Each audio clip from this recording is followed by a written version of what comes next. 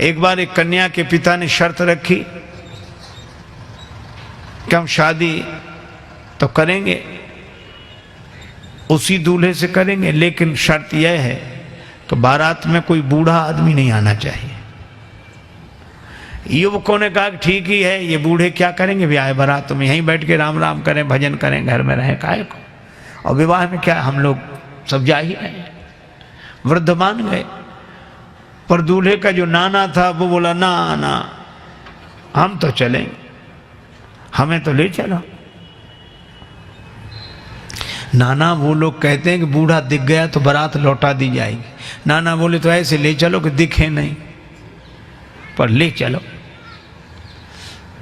किसी तरह इंतजाम किया गया, गाड़ियों में जहां सामान रखते हैं उसमें ही नाना को किसी तरह छिपा कर ले गए। बारात पहुंची, कन्या के पिता ने अपना एक आदमी भेजा, देखो कोई बूढ़ा तो नहीं आया है। संवाददाता ने समाचार दिया कि कोई बूढ़ा नहीं आया।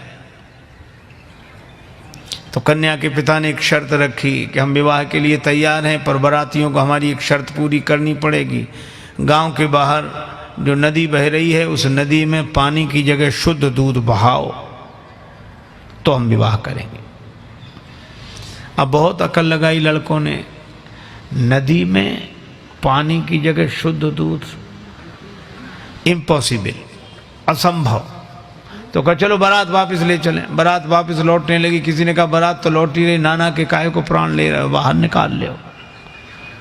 नाना से कहा कि निकल आओ। नाना बोला क्या बात है, वो कहा अब तो बारात ही वापस जा रही है। कहा क्यों? कहा वो कहते हैं कि नदी में पानी की जगह शुद्ध दूध बहाओ। नाना मुस्कुराया कि छोटी छोटी बातों पे कहीं बारातें लौटती हैं। लड़के बोले नाना दिमाग खराब है, छोटी बात है, इतना दूध कहाँ से आवे और नदी में, और ये और फिर शुद्ध कैसे रह जाएगा, दूध पानी में डालोगे तो ये। वृद्ध ने मुस्कुरा कर कहा कि जरा सी बात है, तुम जो कन्या के पिता की ओर से समाचार लेकर आया था उसी के द्वारा तुम समाचार भिजवा दो। क्या?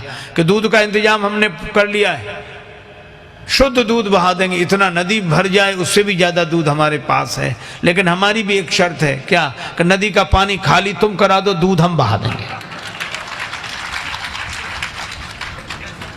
कन्या के पिता के पास खबर गई कि वो कहते हैं कि नदी का पानी खाली तुम कराओ, दूध हम बहा देंगे।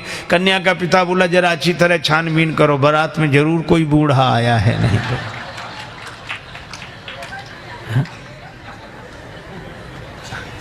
वृद्धों की महिमा है। देखो आज के समय की एक घटना सुनाऊं। एक बार क्या हुआ, रेलगाड़ी के एक डिब्बे में कुछ नवयुवक विद्यार्थी चढ़े, लड़के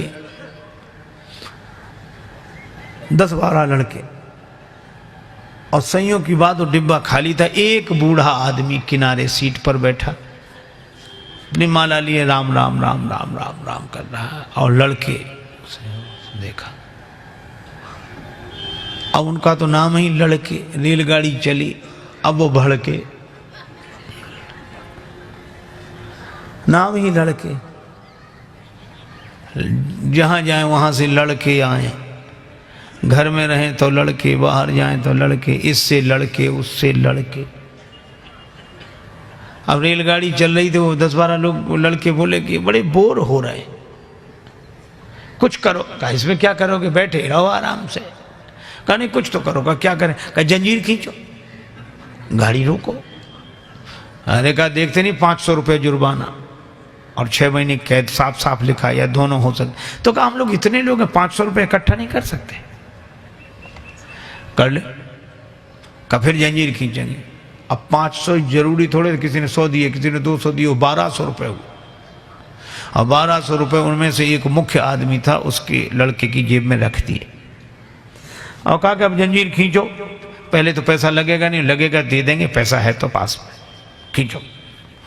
तब तक एक लड़का बोला एक नया पैसा नहीं लगेगा, जंजीर हम खींचेंगे, गाड़ी रुकेगी, अधिकारी आएंगे, नाम इस बूढ़े का लगा देंगे किसने जंजीर खींची।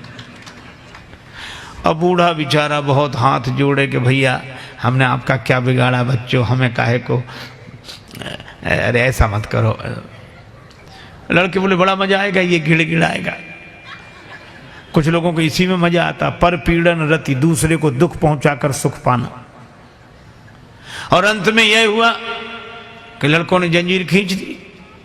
मुख्य चेकिंग थी, अधिकारियों को लड़के ही बुला लाए। इस बूढ़े ने जंजीर खींची, इस बूढ़े ने जंजीर खींची। अब वृद्ध बड़ा हैरान कि अगर हम कहें भी कि हमने जंजीर नहीं खींची तो मानेगा कौन? ये 10-12 लड़के और सब हमारे बारे में यही कह रहे हैं कि जंजीर खींची। तो उसको भगवान ने ऐसी प्रेरणा दी, अधिकारी ने डांटते हुए कहा, तुम वृद्ध होकर शर्म नहीं लगती, जंजीर क्यों खींची? बूढ़ा बोला, साहब जंजीर तो खींची पर मजबूरी में खींची। क्या मजबूरी थी? हमारे पास 1200 रुपए थे, इन लड़कों ने छीन लिए, इसकी जेब में रखे। अब तो बूढ़े के सामने ही गिने गए थे रुपए और रखे गए। अधिकारियों ने जो देखा तो उसकी जेब में रुपए मिल गए। ईमानदारी का जमाना था, बूढ़े को 1200 रुपए मिले और शाबाशी दी गई कि बड़ा साहस का काम किया, बहादुरी का काम किया। अब लड़के एक दूसरे का मुंह देखेंगे, ये तो हम सोचते ही नहीं थे। वृद्ध को तो 1200 रुपए मिले, लड़के पकड़ गए। अगले स्टेशन पर गाड़ी रुकी तो पुलिस वाले लड़कों को पकड़ के ले जा रहे थे। तो खिड़की के पास से निकले तब बूढ़ा अपनी सफ़ेद दाढ़ी पर हाथ घुमा के बोला, ये बाल ऐसे ही थोड़े सफ़ेद हो गए, बड़े आए थे हमको फंसाने के। तो ये कहानी है, पर ये कहानी भी संकेत देती है कि वृद्ध के पास जो अनुभव होता है वह युवक के पास नहीं होता। ये बात अलग है कि अनुभवी वृद्ध के पास शक्ति, सामर्थ्य, जोश, उत्साह नहीं होता, वो युवक के पास होता है। तो युवक अपने उत्साह का उपयोग वृद्धों के अनुभव के आधार पर समाज और राष्ट्र के निर्माण में करे, यही हनुमंत कथा का संदेश है।